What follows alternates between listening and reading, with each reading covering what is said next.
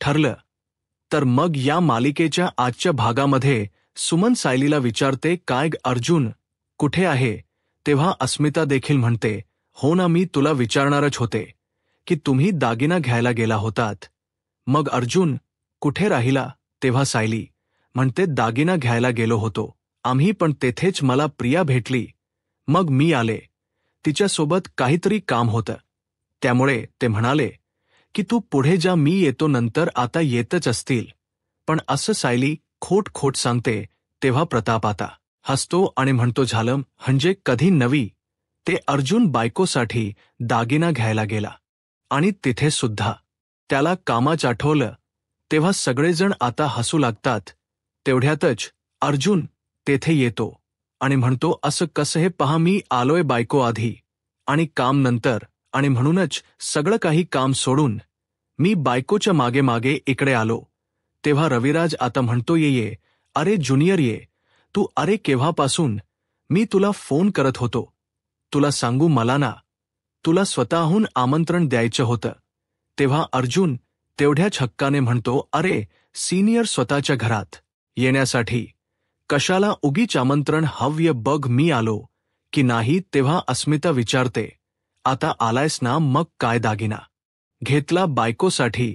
बघू बरं. तेव्हा अर्जुन आणि सायलीची आता कोंडीच होते, कारण त्यांनी दागिना वगैरे काही घेतलेला नसतो. अर्जुन शांत होतो आणि सायलीला इशारा करतो. दोघेही एकमेकांकडे बघतात. तेव्हा सगळ्यांनाच आता कुतूहल असतं की नक्की अर्जुनने आपल्या बायकोसाठी असा काय खास दागिना दसऱ्यासाठी घेतला असेल. कल्पना म्हणते, अरे दाखव ना काय दागिना घेतला, कारण सायलीने आम्हाला सांगितलं तू तिला दागिन्यांच्या दुकानामध्ये तर घेऊन गेला होतास. तेव्हा अर्जुन म्हणतो, हो गेलो होतो, आम्ही दागिन्यांच्या दुकानातून गेलो होतो आणि आम्ही बरेच दागिने सुद्धा बघितले, हो की नाही.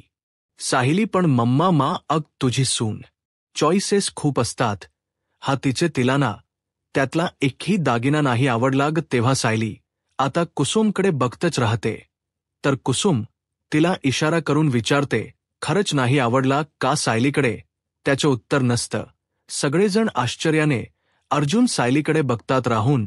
कल्पना विचारतेच, अर्जुन अरे सायलीला दागिना आवडणार नाही यावर तर माझा अजिबात विश्वास बसत नाहीये. हा अनिता म्हणते नाही तर काय, सांग बरं त्या दुकानात नक्की काय झालं ते? मग पुन्हा एकदा अर्जुन सायलीला इशारा करतो.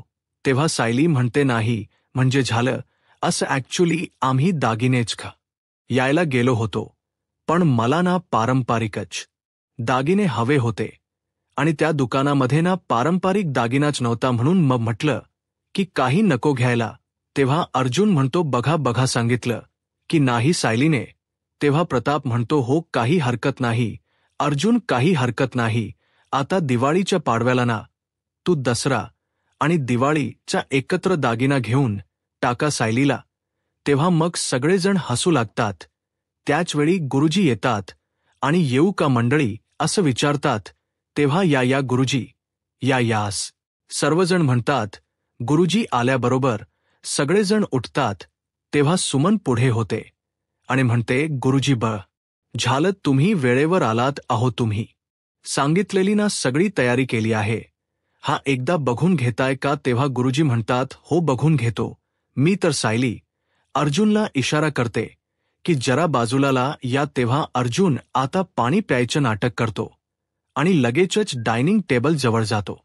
सायली सुद्धा त्याच्या सोबतच असते आणि त्याला हळूच विचारते, तुम्हाला गाठोड सापडले ना? अर्जुन म्हणतो, हो सापडले. मग सायली विचारते, काय आहे हो त्यामध्ये?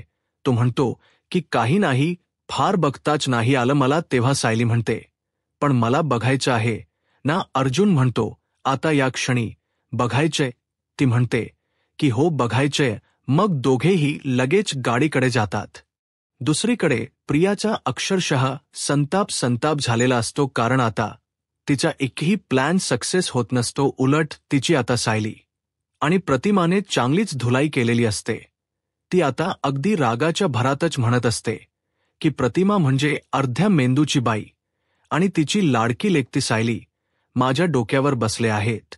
आणि दुसरीकडे ते गाठोड मला बाहेर फेकावं लागलं एवढं मेहनत करून महिपच्या घरात मी घुसले, ते गाठोड चोरलं, पण त्याचा काहीच उपयोग झाला नाही असं म्हणून तिला ते प्रसंग आठवतात की कशा प्रकारे त्या जागी मी ते गाठोड टाकलं होतं आणि मग ती म्हणते ते गाठोड दुसऱ्या कुणाच्या हाती लागायच्या ऐवजी मला ते उचलायलाच हो, पण आता किल्लेदार नाही तर ते सुभेदार सुद्धा माझ्यावर ठेवून असणार, कशी निघू मी या घरातून असा प्रश्न तिला पडलेला असतो. इकडे अर्जुन आणि सायली हे दोघेही गाडीजवळ येतात.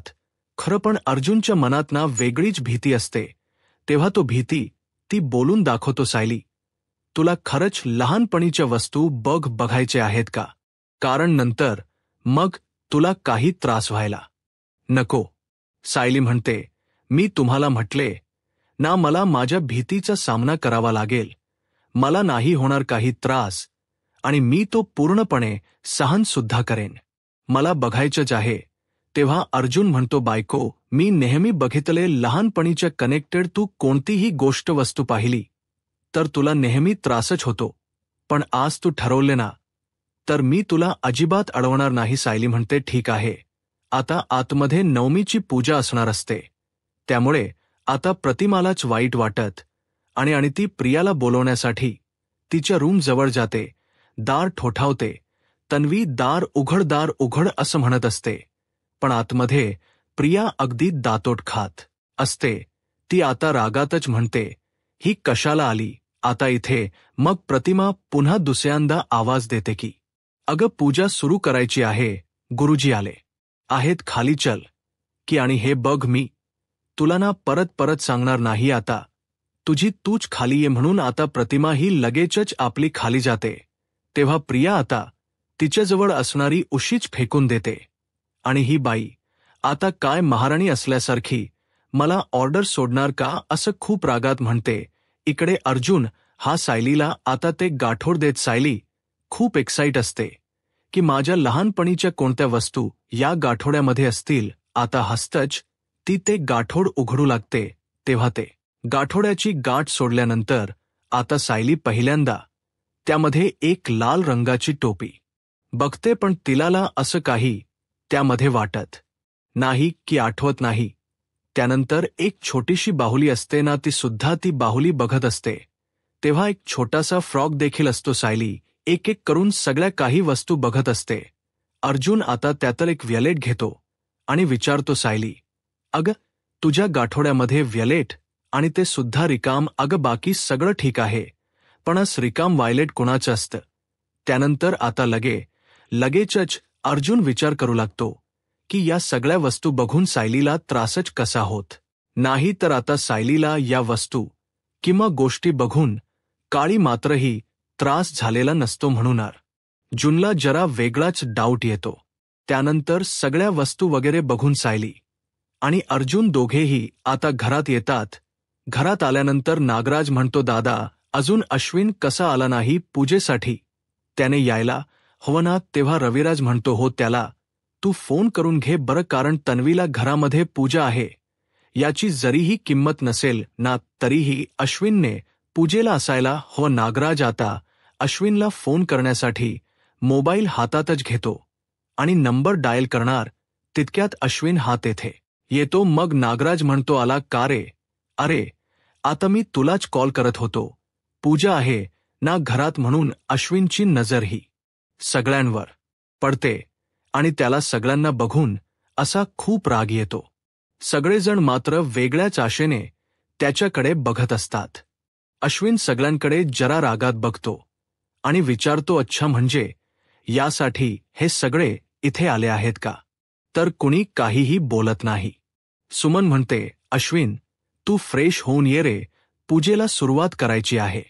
मग आता वहिनी आणि भाऊजी तुम्ही सुद्धा पूजेला बसून घेतात का असं सुमन म्हणते. त्यावेळी आता प्रतिमा सांगते की आपण एक काम करूया, अर्जुन आणि सायलीला यावर्षीच्या पूजेला बसूयात. तेव्हा अश्विन चालता अचानकच थांबतो. तर तेथे असणाऱ्या सर्वांनाच आता प्रतिमाचा हा निर्णय पडतो की अर्जुन आणि सायली नक्कीच या पूजेसाठी बसतील. तर आता अश्विन लगेचच मागे येतो आणि सर्वांसमोरच म्हणतो सॉरी, या घरच्या पूजेला दादा आणि वहिनी का बसतील बरं? तेव्हा रविराज म्हणतो, कारण ते सुद्धा या घरचेच आहेत ना. म्हणून असं म्हणून रविराज अर्जुन सायलीला म्हणतो, घ्या रे बाळांनो, तुम्ही पूजा करून घ्या आता. तेव्हा आता नागराज म्हणतो, दादा तन्वी नाही ना आली अजून खाली पूजा करायची म्हटल्यानंतर सगळेजण एकत्र हवेतच ना. त्यानंतर सायली विचारते, प्रतिमा आत्या तुम्ही प्रियाला बोलवायला गेला होतात नावर? प्रतिमा म्हणते, हो, पण तिने मला आतून ना काही उत्तरच नाही दिलं. तेव्हा मग रविराज रागातच विचारतो, प्रतिमा आता तिचा मूड चांगला होईपर्यंत आणि ती खाली येईपर्यंत तिची वाट बघत बसायची आहे का आता? कारण आता गुरुजी आले आहेत आणि सगळेजण ऑलरेडी खोळंबले आहेत इथे. याची काही किंमत आहे की नाही तिला? असं म्हणून आता रविराज जरा भडकतो. मात्र आता रविराज असं बोलल्यानंतर अश्विनला थोडा राग येतो. पण प्रियाची सुद्धा चूकच असते. तर इकडे प्रिया अजूनही ठोंब्यासारखी तेथेच तिच्या बेडरूममध्ये बसलेली असते. तेव्हा रविराजला होणारा त्रास पाहून प्रताप म्हणतो, रविराज अरे जरा शांत हो, कारण तन्वीच्या वाघ आण्याचा कोणताही आपण त्रास करून घ्यायचा नाही हे ठरवलं आहे ना. आता मग कशाला उगीच चिडचिड करतो, त्रास करून घेतोस? आता उगीच वाद नको. म्हणून सायली प्रतिमा आत्यांना म्हणते की तुम्ही पूजेला बसा, तोपर्यंत प्रियाला बोलावून आणते. बसा तुम्ही दोघे पूजेला. तेव्हा प्रतिमा ठीक आहे असं म्हणते. तेव्हा प्रतिमा म्हणते, अहो चला आपण पूजेला बसूयात. रविराज आता पुढे जातो आणि मग दोघेही पूजेला बसतात. इकडे सायली प्रियाच्या रूमकडे जाते, दार ठोठावते आणि म्हणते, प्रिया दार उघड, मला बोलायचं तुझ्याशी. तेव्हा खूप चिडून जातात. रिया म्हणते, मला ना तुझ्याशी काहीही बोलायचं नाहीये, समजलं? मग आता सायली म्हणते, हे बघ प्रिया, मी तुझ्याशी जे काही बोलणार आहे ते खाली ऐकू जाऊ नये असं तुला वाटत असेल तर गुपचूप तू आता दार उघड बरं. तेव्हा प्रिया पुढे येते, दार उघडते आणि म्हणते, तुला जे बोलायचं ते बोल, तुला जो तमाशा घालायचा आहे ना तो घाल, पण मी अजिबातच तुला घाबरत नाही, समजलं?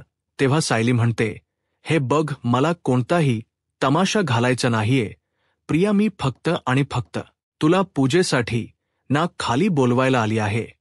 तेव्हा उद्धटपणाने प्रिया म्हणते, नाही येत जा असं म्हणून मोठ्या तोयातच ती पुन्हा आतमध्ये जाऊन बसते. सायली सुद्धा मग तिच्या पाठोपाठ जाते आणि चिडूनच म्हणते, काय हसत्या खेळात असं वागून तुला काय मिळतं? एवढी चांगली माणस मिळाली आहेत तर गोडीने रहा की? तेव्हा प्रिया उगीचच सायलीला त्रास देते आणि म्हणते, असं कसं? अति गोड गोड वागायचं डिपार्टमेंट तर तुझ्याकडे आहे ना. अग तुझ्याकडे कोणी बघितलं ना तरीही त्यांना डायबिटीस होईल, पण मला अजिबात असं खोटं नाही वागता येत. आता जा बरं तू खाली जा. प्रतिमा आत्या मी हे करू, रविराज काका मी हे करू, असं त्यांच पुढे पुढे कर त्यांच.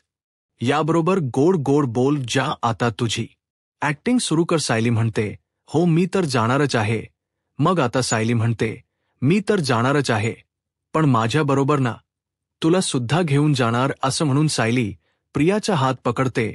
प्रिया रागात म्हणते, हात सोड, हात सोड. असं म्हणून ती सायलीचा हातच झिडकारते आणि खूपच रागात म्हणते, एकदा सांगितले ना येणार म्हणून. इकडे मात्र आता पूजा सुरू झालेली असते. दुसरीकडे सायली अजूनही प्रियाला म्हणवतच असते, अगं तुझ्यासाठी जी माणसं थांबली आहेत ना त्यांच्याशी तू कधीही चांगलं वागलेली नाहीये आणि तुला ना ते त्यांच्या कुटुंबातल मानतात, त्यामुळे तू पूजेला यावं अशी इच्छा आहे त्यांची. तेव्हा प्रिया रागातच म्हणते की तू वकील आहेस का त्यांची? त्यांच्यापैकी जर कुणाला वाटलं असतं तर ते आले असते ना माझ्याकडे. इकडे मला मनवायला, मला बोलवायला त्यांनी परक्या मुलीला का पाठवलं? तेव्हा सायली आता खूप रागात विचारते, काय म्हणालीस तू? अगं प्रतिमा, आत्या तुला बोलवायला आल्या होत्या हा, पण तू दारही उघडलं नाहीस आणि त्यांना काही उत्तर सुद्धा दिलं नाही. अगं स्वतःच्या आईची थोडी तरी किंमत ठेव. असं म्हणून सायली तिला अशी चांगली झापत असते. त्याचवेळी प्रिया मात्र सगळं कॅज्युअली घेते आणि टाळ्या वाजवत मोठ्यानेच म्हणते, चला चला सायली, मॅडमच लेक्चर सुरू झाले, पण मला अजिबात या लेक्चरला बसायचंच नाहीये. तेव्हा रागात सायली आता म्हणते, कोणतंही लेक्चर द्यायचं नाहीये, पण मी तुला थेट सांगतीये, हा प्रिया, तू ना प्रतिमा आत्यांशी असं वागणं अगोदर बंद कर. तर बाहेर आता सर्वजण पूजेसाठी आता उभे राहिलेले असतात. सगळेजण आता मन लावून त्या पूजेमध्ये अगदी सहभागी होतात. परंतु प्रिया आणि सायली अजूनही आलेली नसते. तर दुसरीकडे सायली प्रियाला म्हणते, अगं, तुझं नशीब खूप चांगलं आहे म्हणून तुझे आईवडील तुझ्या जवळ आहेत आणि तू आता त्यांच्याशी असं वागतेस आणि त्यांना दूर लोटतीयस का? तेव्हा प्रिया अति उद्धटपणानेच म्हणते, मला पूजेला यायचं नव्हतं म्हणून मी दार उघडलं नाही समजलं, त्यावरून तू मी आईला दूर लोटते वगैरे एवढं टोकाला जायची गरज नाही समजलं. तेव्हा सायली थेट तिला विचारते, काय मग तू जेव्हा त्यांच्या गोळ्या बदलल्या होत्या त्याचं काय? आणि परवा त्यांना गरम तव्यावर ढकलायला निघाली होती त्याचं काय? तेव्हा आता प्रियाला सुद्धा आठवतं की कशा प्रकारे मी प्रतिमाला तिथे गरम तव्यावर ढकलायला निघाले आणि ढकलणार तितक्यातच सायली तिथे आली आणि प्रतिमाला तिने वाचवलं आणि माझाच हात खूप भाजला. मग प्रियाची आता बोलतीच बंद होते. सायली म्हणते, का करतीयस तू? का करतीयस आहे का? याच उत्तर तुझकडे आणि मला माहिती आहे तू या सगळ्याची ना अगदी खोटीच उत्तर देशील. पण मला आता सांग, प्रिया, स्वतःच्या आईशी एवढं टोकाचं वागण्याची तुला काय गरज काय आहे आणि नक्की का वागतेस तू असं ती आता विचारते. तेव्हा प्रिया ही आपली नजर दुसरीकडे करते, सायलीकडे पाठ करून उभी राहते. मग तरीही प्रिया काहीच उत्तर देत नसते. तेव्हा सायली विचारते, काय झालं प्रिया? मला उत्तर हवंय. तू तुझ्या आईला का छळतीयस ते अगोदर सांग आणि नक्की कसला राग काढतयस तू त्यांच्यावर? तेव्हा आता प्रिया सुद्धा खूप चवताळते आणि रागातच म्हणते, मी ना तुझा राग काढतय माझ्या आईवर समजलं. अगं, माझ्या आईला माझ्याकडून जे भोगावं लागतंय ना ते सगळं तुझ्यामुळे भोगावं लागतंय. तर दुसरीकडे पूजा संपन्न होते. तेव्हा गुरुजी म्हणतात, चला आता पूजा तर संपन्न झाली आहे आणि आता आपण आरती करून घेऊयात. तेव्हा सर्वजण हो म्हणतात आणि पुन्हा एकदा दर्शन घेतात. तेव्हा सुमन काळजीनेच म्हणते, आता तन्वीने निदान आरतीच्या वेळी तरी यायला हवं ना, मी पटकन वर जाऊन बघून येऊ का? त्याच वेळी आता रविराज रागात म्हणतो, हो जा की तिच्यासाठी ना तू पालखी किंवा मेना घेऊन जा किंवा फेर धरून नाचा तिच्या भोवती सगळेजण आणि नाचत नाचत तिला खाली घेऊन या, तिला हवं ते सगळं करा जा, असं खूप रागात असतो. सुमनला म्हणतो. त्याच वेळी आता सगळेजण एकदम शांत होतात, कारण रविराज खूप चिडलेला असतो प्रियावर आता, त्यामुळे कोणी काही बोलत नाही. पण अस्मिता म्हणते, रविराज काका नको नारे चिडचिड करू. तेव्हा रविराज रागात म्हणतो, अस्मिता, त्या मुलीने या घरामध्ये काय उच्छाद मांडलाय ना हे खरंच नाही माहीतग तुला. दुसरीकडे सायली विचारते, काय ग माझ्यामुळे का? तेव्हा प्रिया म्हणते, हो तूच यामुळे, कारण तुला खरं उत्तर हवंय ना की?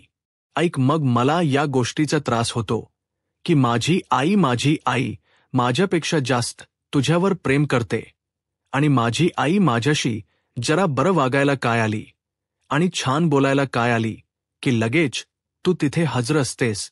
मग माझ्या आईच सगळं लक्षण तुझ्याकडेच जातं. अरे, माझ्या आईला मी मिठी मारायच्या ऐवजी तू तेथे येतेस आणि तू तिला मिठी मारतेस. आणि त्या दिवशी माझ्या आईचा मूड चांगला नव्हता म्हणून विचार केला की तिच्या आवडीची सोनचाफ्याची फुले घेऊन आले, तर काय तू तिच्यासाठी तेथे सोनचाफ्याची फुल घेऊन सुद्धा ऑलरेडी हजर होतीस.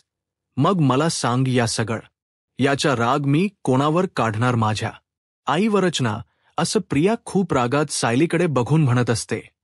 आणि आज तू लुडगुड जर केली नसती ना, तर माझे आणि माझ्या आईचे चांगले प्रेमाचे संबंध असते. तर दुसरीकडे अश्विन म्हणतो, काका, अरे तिची तब्येत ठीक नाही म्हणून ती आली नसेल. रविराज रागात म्हणतो, अरे तू तिच्यावर आंधळा विश्वास ठेवणार असेल तर ठेवू शकतोस, पण मी नाही ठेवू शकत, समजलं अश्विन? असं म्हणून तो अश्विनलाही गप्प करतो, कारण तिच्या आईला क्यू आली ना म्हणून ती पोरगी त्या घरामध्ये आहे नाही, तर मी सुद्धा तेच केलं असतं. जे प्रतापानी कल्पनाने केलं ना तेच त्याच वेळी आता अर्जुन हा सिनियरला म्हणतो, शांत हो रे सिनियर मम्मा, आत्या आरती करून घ्या तुम्ही सगळेजण. तर आता सगळेजण आरतीची तयारी करत असतात. इकडे आता सायली विचारते, काय प्रिया आईच्या प्रेमामध्ये कधी वाटेकरी येऊ शकतो का? अगं प्रतिमा, त्या माझ्या आतीसासू आहेत, फक्त तरीही आईसारखी त्या माया करतात माझ्यावर. मग त्या आपल्या सख्या मुलीवर प्रेम नाही का करणार? आणि आईच्या प्रेमामध्ये असा वाटेकरी कसा येऊ शकतो? तेव्हा प्रिया रागात म्हणते, पण तू आलीयस ना सायली अगदी वाटेकरी म्हणून, आणि तू जर माझ्या आईपासून दूर राहिली तरच मी माझ्या आईवर भरभरून प्रेम करू शकेन. असं खोट ती बोलते. तेव्हा भामट्या प्रियाचे हे बोलणं सायलीच्या मनाला आता खूपच लागतं, पण आता तिच्यावर विश्वास ठेवावा की नाही असंही सायलीला होत असते. इकडे प्रतिमा आणि कल्पना या दोघींनीही आता आरती घेतलेली असते. सगळेजण आरतीमध्ये रमून गेलेले असतात. पण प्रियाच्या ह्या अशा वागण्यामुळे ना कुठे सगळ्यांच्या मनातच आता काहीतरी चलबिचल थोडी का होई ना सुरू असते. इकडे आता सायली खूपच इमोशनल होती. तिला असं वाटतं मी उगीच प्रिया आणि प्रतिमा आत्याच्या मध्ये येतीय की काय. तिच्या डोळ्यात पाणी येत आणि ती विचारते, तू खरं बोलतीयस का प्रिया? तेव्हा प्रिया म्हणते, हो मी 100% खरं बोलतीये. तू या घरात येणं ना बंद कर, मग बघ मी माझ्या आईवर किती प्रेम करते. इकडे सगळेजण आरती करत असतात. तेव्हा त्याच्या चेहऱ्यावर एक वेगळीच काळजी असते, ती अजिबात खुश नसते. तर इकडे सायली आता खूप इमोशनल झालेली असते. तिला पहिल्यापासूनच आता सगळं आठवतं, ज्या प्रकारे ती प्रतिमाला भेटली होती आणि कशा प्रकारे ती सुभेदारांच्या घरात तिला घेऊन आली. आणि सुभेदारांच्या घरात घेऊन आली तेव्हा प्रतिमाची अवस्था कशी होती, कंडिशन कशी होती. या सगळ्या परिस्थितीतून मी कशा प्रकारे प्रतिमाला बाहेर काढलं, सर्वांसोबत मिळून मिसळून वागायला लावलं. आणि त्याचबरोबर ती फक्त म्हणजे प्रतिमा आत्या माझ्यावरच विश्वास ठेवायची आणि अजूनही माझ्यावरच ठेवते. त्याचबरोबर आतापर्यंत माझ्यावर फक्त प्रतिमाने लेकीसारखी माया केली आहे आणि त्या मायेपोटीच आमच्या दोघींच एवढा छान बॉन्ड झालाय. आता कोणतीही गोष्ट शेअर करायची असो प्रतिमा माझ्याबरोबर शेअर करते. त्याचबरोबर प्रतिमा आत्यांना माझा त्यांना खूप धीर वाटतो. त्यानंतर प्रतिमाला आगीचा त्रास होतो.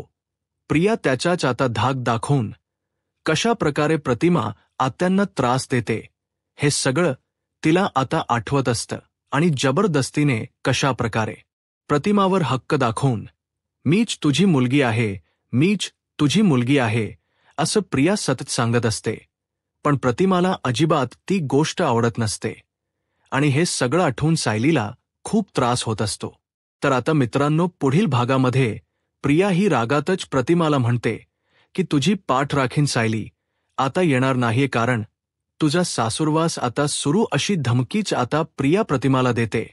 तेवढ्यातच रविराज आता सायलीचा हात पकडून तिला घेऊन येतो आणि लगेचच प्रिया समोर उभं करतो प्रतिमाला. आता खूप आनंद होतो की बरं झालं पुन्हा सायली आली. तर प्रियाच्या तळपायाची आगच मस्तकात जाते. त्यानंतर रविराज म्हणतो, सायली तू या घराचा उंबरठा ओलांडला आहेस ना, ती माझी लेक म्हणून, आणि हेच तुझं माहेर आहे. आणि हे ज्यांना मान्य नाही त्यांनी खुशाला आता घराबाहेर पडावं, अशी अप्रत्यक्ष धमकी तो आता प्रियाला देतो. त्यामुळे प्रिया पूर्णपणे हादरून जाते. सायली, अर्जुन खुश होतात तर प्रतिमालाही तेवढाच आनंद होतो. यूट्यूब चॅनलला सबस्क्राईब करा आणि व्हिडिओ लाईक करा. धन्यवाद.